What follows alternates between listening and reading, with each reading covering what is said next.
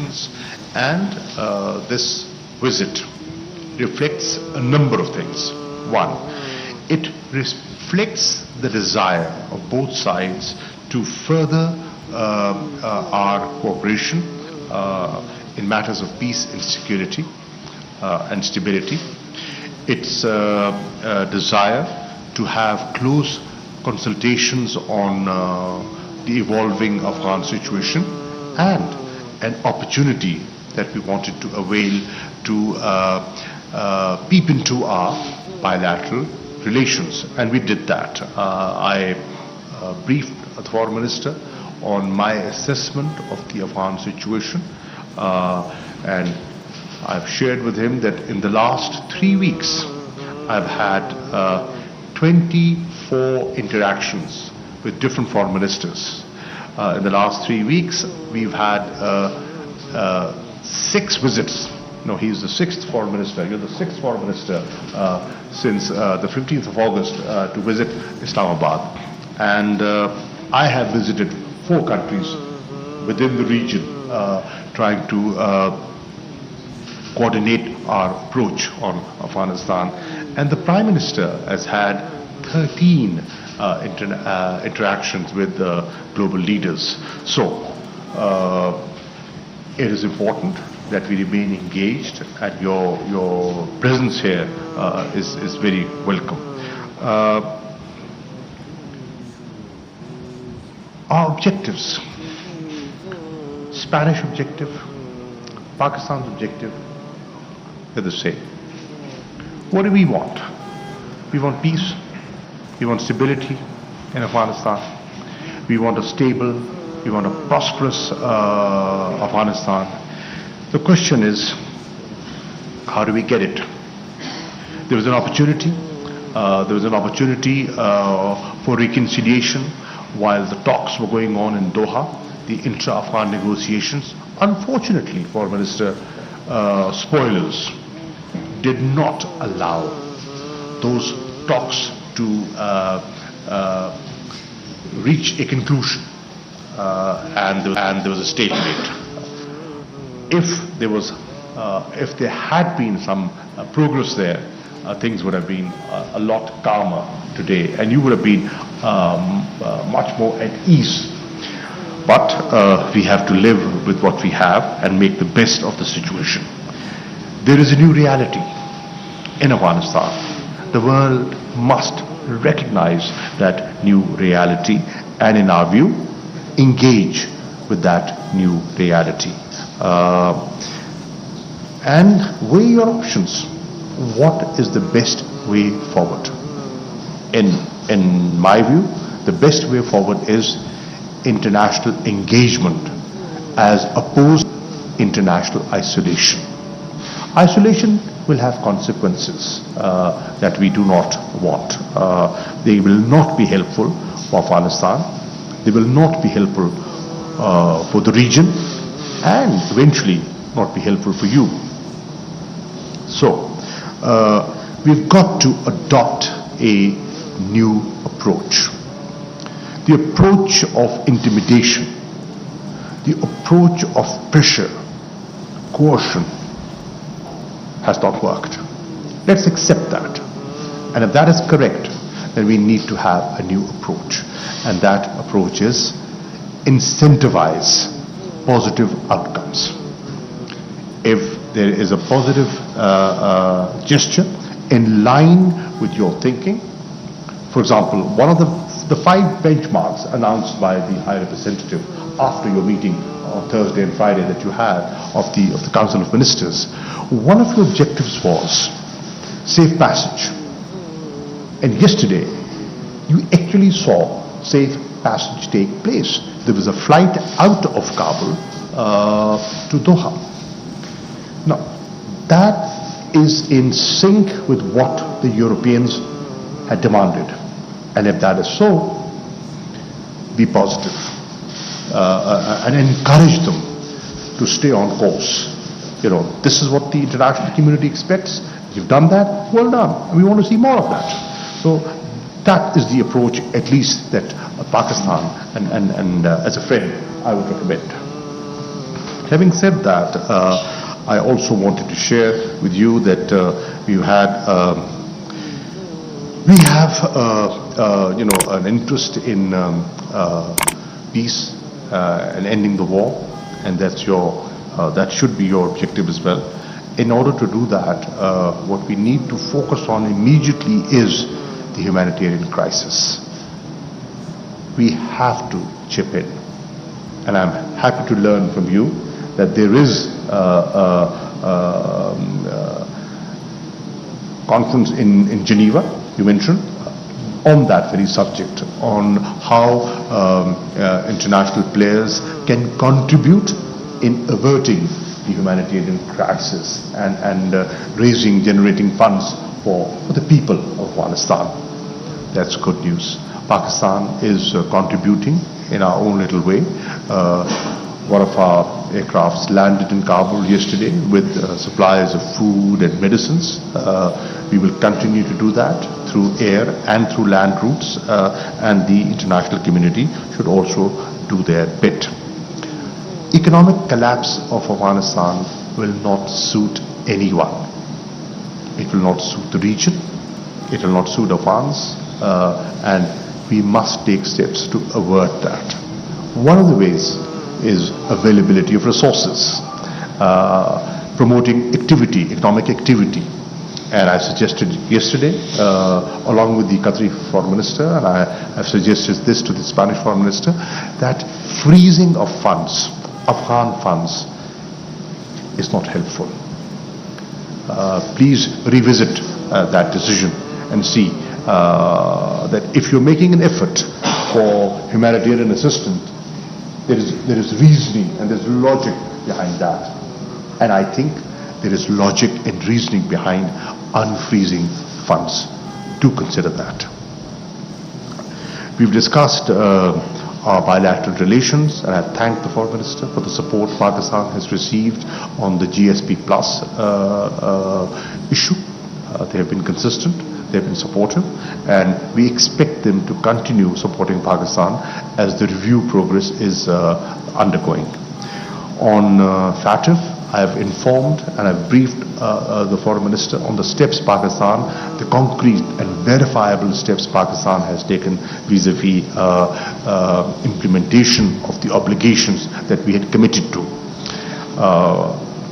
I've also asked the Foreign Minister to look at the opportunity, an early opportunity, for convening the 5th round of the annual bilateral consultations. That's a good mechanism, and we should use that mechanism to further our bilateral relations. On economic matters, we've had a discussion that, as the spokesman said, Spain is our third largest trading partner within Europe, and there are great opportunities. And I shared areas, sectors in which there are good prospects and incentives given by Pakistan for Spanish investments into Pakistan. And finally, the travel advisory. Many countries have revisited travel advisories, and I would urge Spain to do so because of the changed security environment within Pakistan. Thank you, Foreign Minister. Thank you for your visit. Thank you very much, Minister, for the quality and the warmth of your greeting, and for your readiness to allow me to be here today. It was with very soon notice that I told you that I wanted to pay a visit here to Pakistan, and immediately you said yes. And that shows your attitude and the good shape and quality of our relationship. Especially this year, in which we are celebrating the 70th anniversary of the establishing of diplomatic relations. Spain was among one of the first countries in the world to recognize the Pakistani independence, and this is an excellent opportunity, this visit here today, to re-energize, to relaunch with even more strength that bilateral relationship. As the Minister said, we agreed that the bilateral consultations, the last time was 2018, must take place this year, and we are going to do it very quickly, hopefully in Madrid, if possible, and I hope to host you, Minister, as soon as possible in Madrid and in Brussels. You are a very important partner for Spain, and you are a very important partner for European Union. In the last Foreign Council of Ministers of Foreign Affairs in European Union, we all recognize the importance of Pakistan for the stability of this region.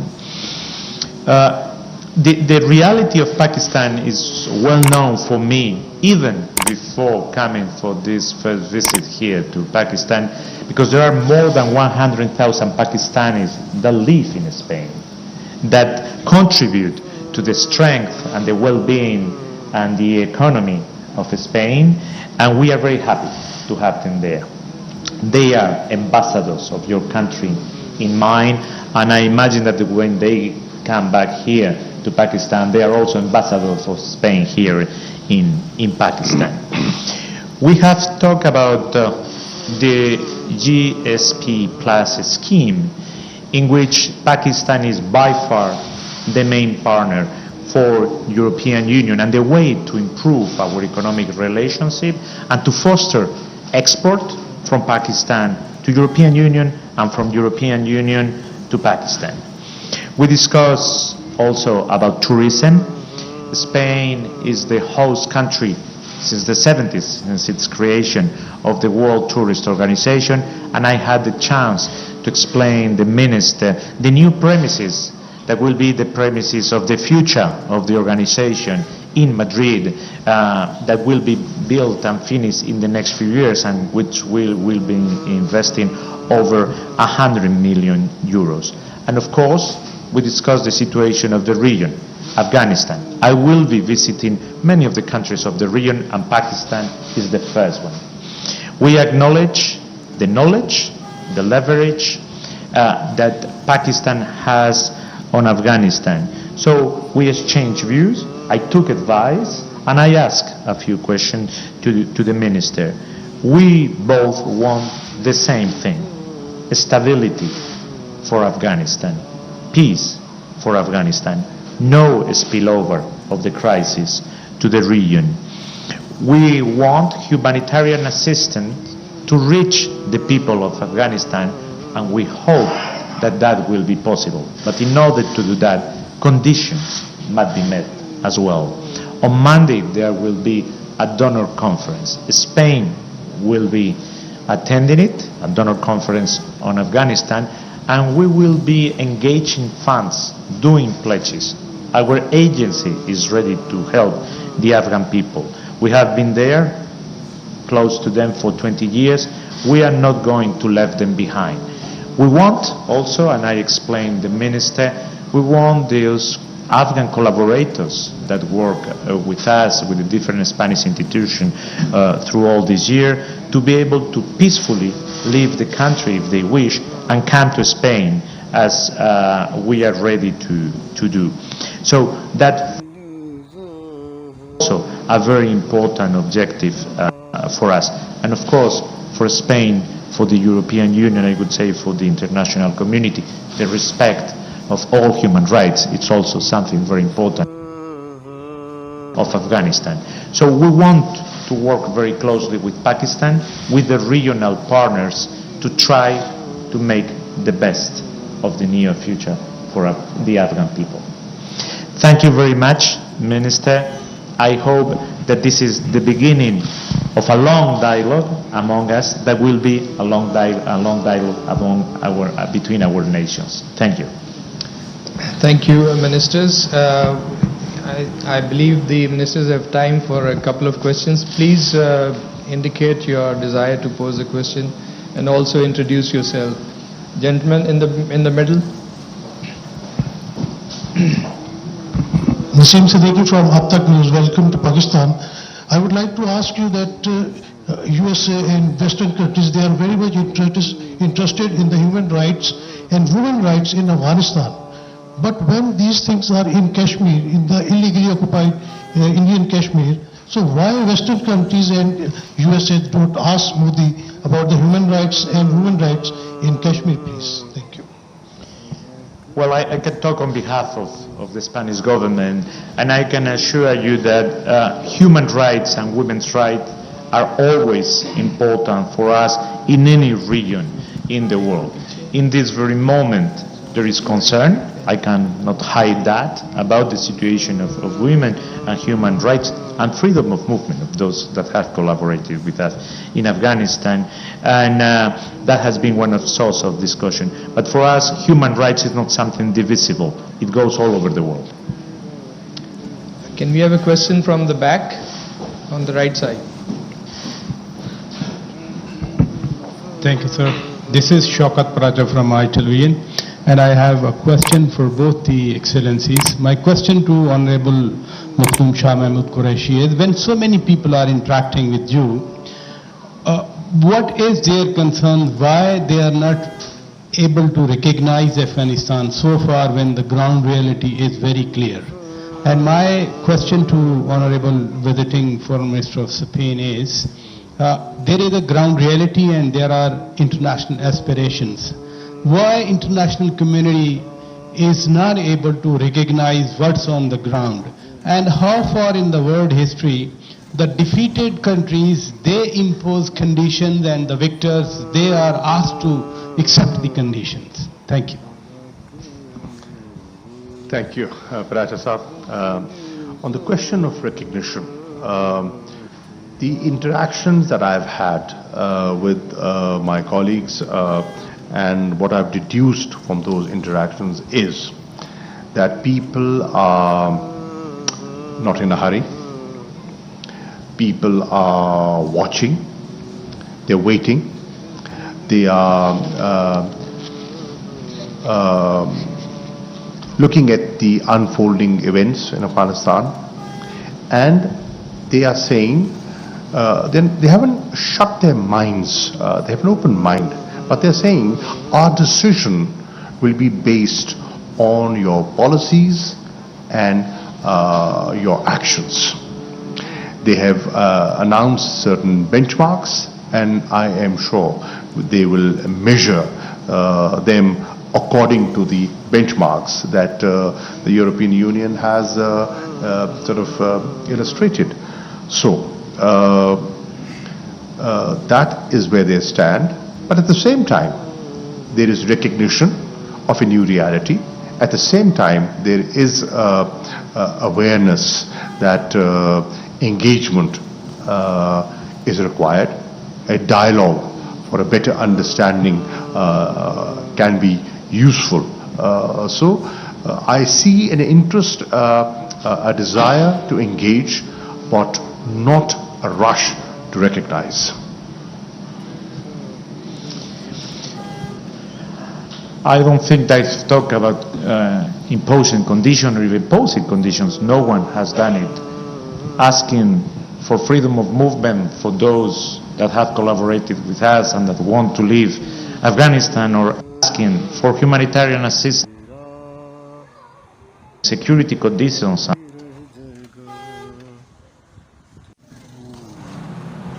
वज़ीर ख़ारजा Shah Mahmood Qureshi Spain के हम मनसब के हमरा news conference कर रहे हैं, जिसमें वज़ीर ख़ारजा शाह महमूद कुरैशी ने कहा कि अफगानिस्तान में पायदार अमन खित्ते के मफाद में है.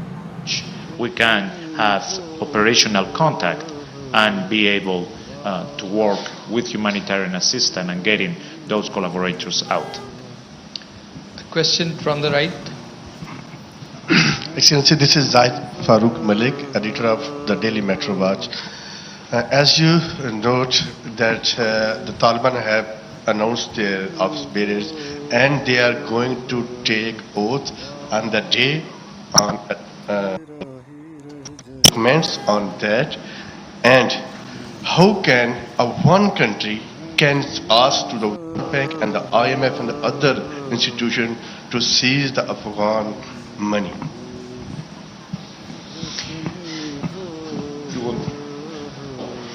That's directed to you. Okay.